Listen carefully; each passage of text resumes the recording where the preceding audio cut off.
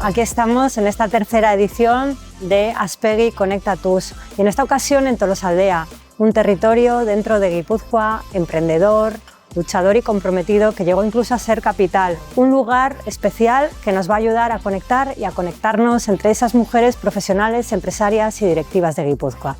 Aspalditik daramagu Aspegikin lanean, elkarlanean, proiektu diferenteak dauzkagu, eta bai konturatu ginen lurralde historiko bezala gauza gutxi geneuzkala probintzian, da beti lokalizatzen genituen gure foroak eta ekitaldiak Donostian. Orduan erabaki genuen konektatuz lurraldera ateratzea, eskualde diferentetara joatea, eta eskualde bakoitzeko realitatea ezagutzea. Eta hau izango da 3. edizioa, lehenengoa izan zen Arrasaten, eta bertan debagoienako realitatea ezagutu genuen eta erakutsi genuen, gehien bat bertako emakume ekintzaileen lana eta mugimendua aztertzeko, iaz Eibarren izan zen, eta aurten Tolosa etorri.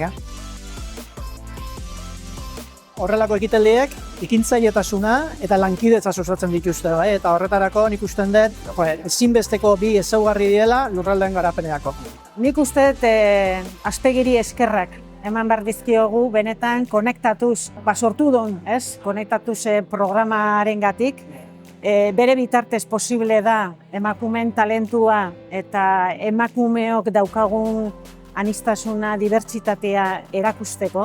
Iruditzen zaite herri honetan berdintasunean aurrera pauso handiak eman ditugula, oraindik bide luzea badaukagu batez ere ekonomia alorrean eta gizarte alorrean emakumearen partaidetza benetan berdintasun horretan edo parekidea izateko.